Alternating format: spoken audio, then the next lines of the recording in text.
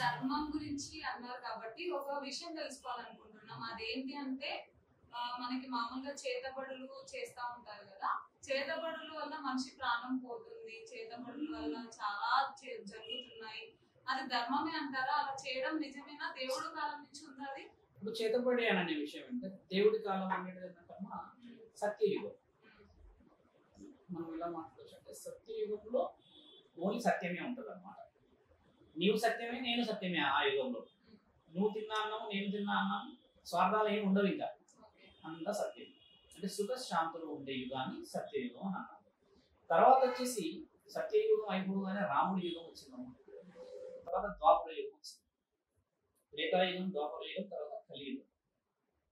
ఒక యుగంలో ఓన్లీ సత్యమే ఉంటే అమ్మా, ఒక యుగంలో రాముడి యుగంలో సత్యము అసత్యం. అంటే సత్యమేమో రాముడు ఉన్నాడు, అసత్యమేమో రావణాసుడు ఉన్నాడు. అట్లా రావణాసుడు అసత్యం అన్న విషయం ఎందుకు వచ్చింది ఇక్కడ అంటే, రావణాసుడు ఆయన గారి ఉద్దేశం అనేది ఒక రాజ్యం పైన స్త్రీని అపహరించుకొని తీసుకుని వెళ్ళి లాభాలు, నీవేంది నేనేంది, నీ శక్తి ఏంది నా శక్తి ఏంది అన్న మాట మాట్లాడుకొచ్చాడు. కాబట్టి ఇక్కడ అదే రాజ్యంలో న్యాయం, అదే రాజ్యంలో అన్యాయం ఉన్నది. శ్రీకృష్ణుడి కాలానికి వచ్చేసరికి ఈ న్యాయం, అన్యాయం, ఇంకేదైనా కోపాలు, ఇంకేదైనా ఆలోచనలన్నీ ఒకే కుటుంబంలో ఉన్నాయి. ఆ కుటుంబం మహాభారత యుద్ధం మీకు తెలిసింది కదా. కౌరవులు, పాండవులు, వీళ్ళంతా ఒక కుటుంబం. దుష్టాల ఎవరు 100 మంది కౌరవులు. ఇలా కొన్ని కొన్ని కొన్ని కొన్ని కొన్ని విషయ వివరణలు మనకు చరిత్రలో చెప్పుకుంటూ వచ్చేసరికి కలియుగం ఏమైంది? కోపం, తర్వాత అవతల వ్యక్తి మీద ద్వేషం, పగ, చంపుకునే అంత స్థితిగతులు ఒంటిలోనే ఉంటాయి. ఏంటంటే ఒక్కొక్క యుగంలో యుగానికి విలువ ఉన్నది, కానీ కలియుగంలో మనిషికి విలువ ఉన్నది. అయితే ఈ విలువ అనేది మనిషి సంపాదించడానికి చాలా కోల్పోతున్నాడు.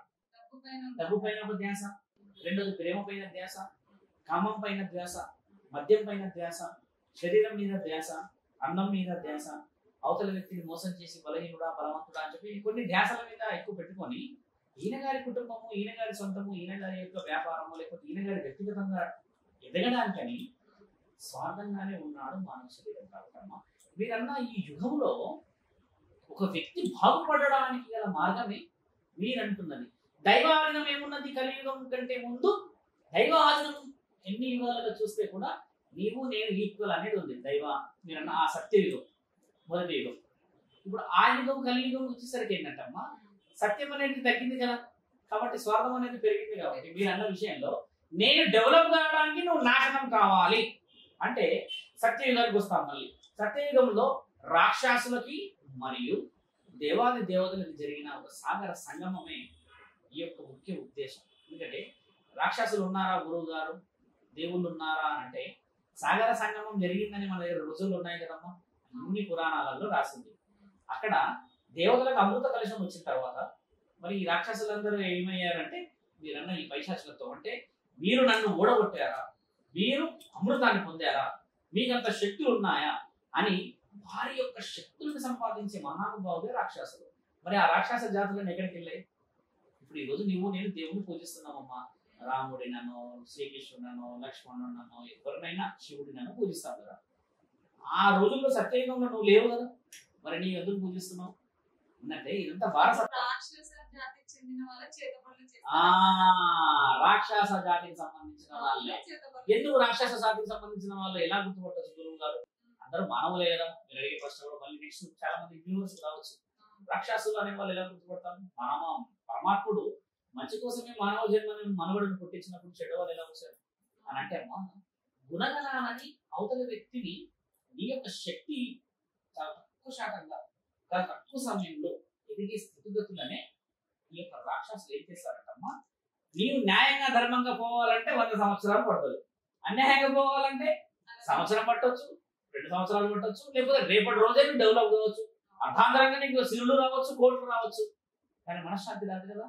నిజమైన మనశ్శాంతి మీరన్నది దేవతలు. మీరన్న నిజమైన మనశ్శాంతి మనం తింటున్న పచ్చడి కారం మెతుకులు. నిజమైన మనశ్శాంతి కుటుంబంలో అందరితో తినేసి ఆ నేల మీద పడుకుంటే ఎంత నిమ్మలంగా నిద్రస్తున్నామో, అది కోట్లున్నోడు మాత్రలు వేసుకుంటాడు తల్లి నిద్రపోవడానికి, అయినా నిద్ర రాదు. ఎప్పుడు గుండె ఆగిపోతుందో, ఎప్పుడు కిడ్నీలు ఫెయిల్ అవుతాయో, ఎవడొచ్చి డోర్ పెడతాడో, ఏ సీసీ కెమెరాలో ఎవడు చూస్తాడో, ఎన్ని భయాలు ఉంటాయి కదా. ధర్మం అనేది రావాలంటే అమ్మా మనస్సాక్షిని గెలవాలి. ఆ మనస్సాక్షి కుటుంబం, ఇల్లు, మన యొక్క తల్లిదండ్రులు ఇచ్చిన నియమ నిబంధనలు. డబ్బులు అందరికి వస్తాయి. ఈరోజు రతన్ టాటా దగ్గర లేవా కోట్లు? ఆయన కేవలం సమాజం కోసమే ఉపయోగించాడు. ఇప్పుడు అలాగే ఆయన లాంటి స్థితిగతులను అందరూ ఉపయోగిస్తున్నారా? ఉపయోగిస్తలేదు కదా. ఎవరి పుణ్యం వారిదే. ఈరోజు రతన్ టాటా బతికే ఉన్నాడు కొన్ని వందల మంది గుండెల్లో. మరి అలా కొన్ని కోట్ల మందిలో ఉన్నాడు అనుకోవచ్చు. అలా చాలా మంది వేతలు ఉన్నారు కదా, వాళ్ళు ఎందుకు లేరేమో బతికి? అది ధర్మం కాబట్టి ఆయన జన్మ పునర్జన్మకి శ్రీకారం.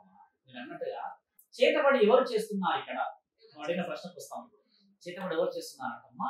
నీ రక్త సంబంధికులే చేయగలరు చేతబడి, కానీ బయట ఉన్నవాడు చేయలేడు. ఇది అప్పుడు బాగా తెలుసుకోవాల్సిన విషయం. ఎందుకు నీ రక్త సంబంధికులు చేస్తారు అంటే నీ హక్కు. ఇప్పుడు నీవు ఉన్నావు, ఒక 2-3 పిల్లలు ఉన్నారు నీకు అనుకోండి. నీ పిల్లలు నీ మాట వినట్లేరు అని అన్నప్పుడు నీవు ఒక గురు సాధకుడి దగ్గరికి వెళ్ళినప్పుడు నీవు చెప్పే సీక్రెట్స్ అన్ని ఆయనకు వెపన్స్ అవుతాయి. ఇప్పుడు నీ బిడ్డని పెంచుతావు, బాగా చూసుకుంటావు, చదివిస్తావు. ఆయన వ్యసన పరుడా, తాగుబోతుడా, ఇంకేదా అన్ని నీకు తెలిసినంతగా ఎక్కడో కూర్చుని అతనికి ఎలా తెలుస్తాయి? కాబట్టి అది క్షుద్ర పూజలు. ఆ క్షుద్ర పూజకి, చేతబడికి మరియు వశీకరణకి తేడా కూడా చెప్పాల్సిన సమయం అనుకుంటాము. క్షుద్ర పూజ డిఫరెంట్. చేతబడి అంటే అమ్మా మీరన్న ఇంటర్వ్యూలు, మీరంటున్న కొన్ని వస్తువులు తీసి, కొన్ని వస్తువులు చేసి, దాన్ని కొన్ని ముగ్గులు వేసి, దానికి ఒక స్థితిగతులను పెట్టి, మీ బలహీనమైన ఏమేమి ఉన్నాయని చెప్పి, ఉదాహరణకి రుద్ర, నా పేరు రుద్ర, రుద్ర అన్న నామాన్ని తీసుకుంటూ వాళ్ళ దగ్గర కొన్ని దేవుణ్ణి ఎలా మనం ఆలోచించి ఒక గాయత్రి మంత్రము, శివుడి యొక్క మంత్ర ఉచ్చారణం, లేకపోతే ఏదైనా శతనామం గురించి మాట్లాడుతూ ఉంటే అలాంటి విషయం ఎలానో మొక్కుతావు దేవుడిని. పరమాత్ముడు వచ్చి ఓం నమః శివాయ, ఓం నమః శివాయ, ఓం నమః శివాయ అని హనుమంతుడి గురించి ఎలా అంటావు? అలాగే వాళ్ళు కూడా క్షుద్ర పూజలు చేసి ఆత్మని లాగే ప్రక్రియ ఉంటది వాళ్ళ దగ్గర. అయితే దైవాలను పూజించే ఆత్మ దయ్యాలను పూజించే వాళ్ళ దగ్గరికి ఎలా వెళ్తుంది? ఈ ప్రశ్న చాలా మందికి తెలియాలి. ఆత్మ ఏంటంటమ్మా, పరమాత్ముడి ఆధీనంలో ఉంటేనే అవతల వ్యక్తి దాన్ని పట్టుకోలేడు. ఇప్పుడు మనస్ఫూర్తిగా మీ అమ్మ నాన్నల మాటిని బాగా చదువుకొని కుల దైవం గురించి, ఇలవెల్పుల గురించి, పూజలు, పురస్కారాలు, తీర్థ విహారయాత్రలకు వెళ్ళి కాళ్ళకు ఆడవాళ్ళు మంచిగా పసుపు రాసుకొని, కట్టుబొట్టు చీర మంచిగా పెట్టుకొని పరమాత్ముడు ఉన్నాడు అని చెప్పినప్పుడు ఏంటంటమ్మా ఒక పాజిటివ్నెస్ నీలో ఉంటుంది. అదే కొంతమంది ఉంటారు మనసు కల్మషం ఉండదు, నేనేంది అని ఉంటారు కదమ్మా.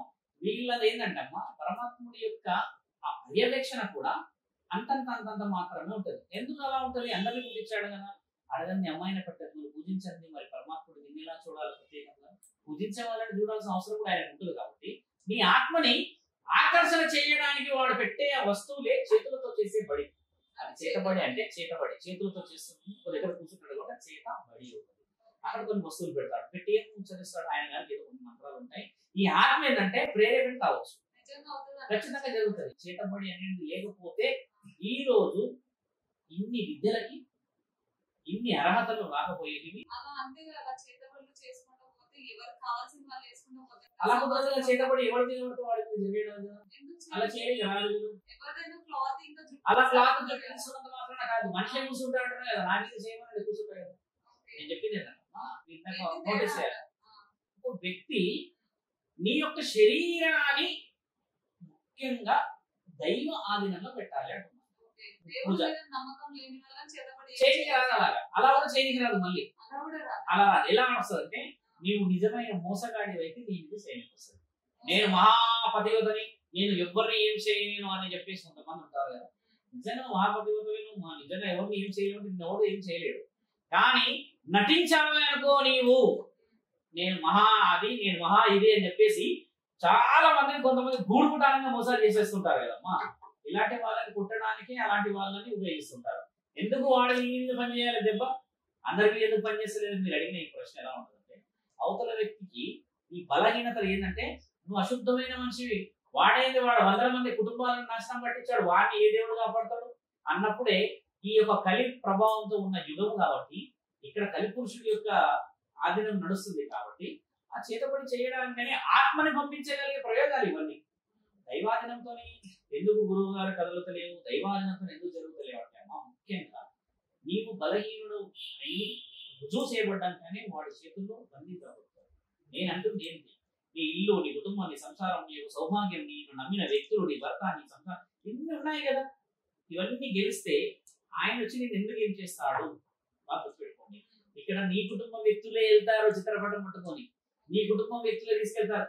ఎవడో వచ్చి నీ నెత్తి మీద నీ జుట్టు తీసుకెళ్ళగలడా? అమ్మ ఉదాహరణ తీసుకున్నాడే అనుకో, ఆ వ్యక్తి ఏం చేయగలుగుతాడు చెప్పండి? నీ మీద నీ దగ్గర కొన్ని గుణగణాలు చూడాలి. ఒకటి నీ యొక్క వీక్నెసెస్, నీ యొక్క ప్రాఫిట్ అండ్ లాసెస్ ఇవన్నీ చూస్తారు కదా. ఇవన్నీ చూసినాక చేయగలుగుతాడు. కానీ థర్డ్ పర్సన్ కి నీ గురించి అంత సులభంగా తెలుస్తుందా? ఒకటి నువ్వు చెప్తే తెలవాలి, రెండోది నీ గురించి తెలిసిన వ్యక్తి ఆడకు చెప్తే తెలియాలి. చేయడం జరిగేది అక్కడ నీ రక్త సంబంధులు చేయొచ్చు. తెలిసిన వాళ్ళు చేయడానికి అసలు సంబంధం అంటే ఎలా తెలిస్తే దాన్ని బట్టి చేయడం జరుగుతుందా? ఒక వ్యక్తి గురించి బాగా తెలుసుకున్నాం, ఆ వ్యక్తిని ఏదైనా ఇబ్బంది పెట్టాలనుకున్నాం, నీ స్నేహితుల గురించి చేపిస్తే కారణం ఈ రక్త సంబంధి గురించి చేపిస్తే గడ్డి స్టిక్కర్ అంటారు. ఎట్లా రక్త సంబంధికులు వస్తే చేస్తే అవుతుందా? అంటే మరి చిన్న విత్తనం వేసిన చెట్టుకి మహావృక్షమైంది కదా, ఆ మూలకు పూసిన ఒక కాయ కూడా ఈ చెట్టుదని చెప్తారు మా. అంటే నీవు ఇచ్చిన అర్హతతో నేను ఏ కొమ్మనైనా పోయొచ్చు.